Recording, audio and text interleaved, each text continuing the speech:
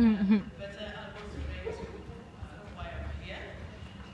So the Vice Chancellor, Makerere University, the Deputy Vice Chancellor, Academic Affairs, the Principal,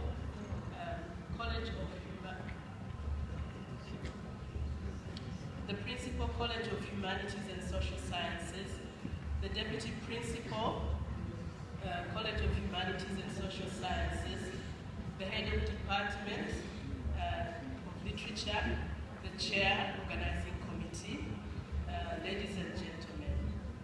It gives me great pleasure to return to my alma mater 24 years after I graduated with a Master's of Literature. It also gives me great pride to be part of the celebrations of the 100th anniversary of Makerere University, because I consider Makerere to be our village, because my siblings and I, we were all born on the hill, and we grew up on 140 Pool Road, just down the road, and we went to St. Francis Chapel. Transitioning from high school to university, I resided in Mary Stuart Hall, and later Dag Hammarskjöld Hall. I can see there are some boxers here. It gives me great joy to see some of my former lecturers and friends are still part of the Department of Literature. And some of them, of course, were our uncles, like Uncle Arthur. I don't think he was an uncle, but he frequented home often. Uncle Bass, yes, you are an uncle. But more so, it's great to be standing in this great hall, the Yusuf Lule Central Teaching Facility, which is symbolic of the growth of the university in terms of infrastructure development, as well as the number of students accessing higher education. Ladies and gentlemen, before I provide the background of Mwangu Credo Publishers, allow me to thank our Father in Heaven for granting us good health to be able to witness this day when our Father on earth, Professor Timothy Wangusa, is being celebrated by Makerere University and all lovers of magical words. So why Mwangu Credo Publishers? Close to 60 years since independence, we need to decolonize and democratize the field of publishing, which is characterized by an exodus of literary writers flocking to the global north to find publishers and readers. Yet Africa is full of people who love great stories. The African Union's Agenda 23 aspires for an Africa with strong cultural identity, common heritage, values, ethics, through the promotion of the creative arts and businesses. Oral literature, as has earlier been mentioned, remains the route through which our culture is passed down and mediated through the literary world. Mwangu is a central heroic mystical character of the Mwangu folklore. His sisters, and Auntie Betty will mention this, his sisters, Sarah and Namozo, represent the heart stories of the Baba Saga. So it's against this background that the vision of Mwangu's Credo Publishers is Wangusa's literary legacy contributing to Africa's cultural renaissance.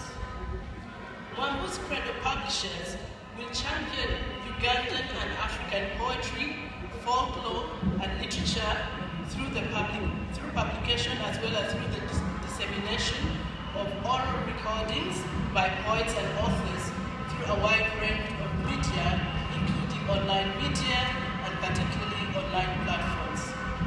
I'll now go ahead and share with you the objectives of Credo Publishers.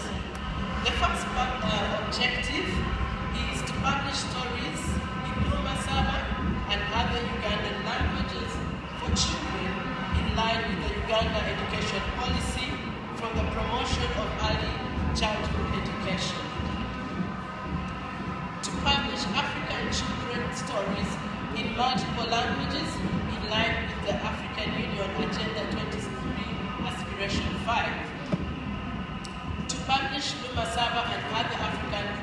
language dictionaries to preserve the languages, to preserve and promote the languages for strong cultural identity. To promote Luma Sava and other African languages as cross-border languages, particularly between Uganda and Kenya, with the aim of forging linguistic and cultural unity within East Africa and Africa in general. To translate and publish stories in Luma Sava and other Ugandan languages for children in Kiswahili, and I think Walimu will be happy to hear this, and other African languages, to expand readership through early childhood education in order to nurture an African citizenship and common heritage. To publish poetry and novels written in English and other languages, and to also publish digital and audio books. Finally, to provide animation films from books based on the oral tradition of Africa. So today, we are launching 4 publications, as you can see from the dummies. I'll just summarize briefly what each of these publications are about. Beginning with Lost in Wonder. This is an autobiography which spans the author's entire life from infancy to senior citizenship, presented in a truly absorbing style.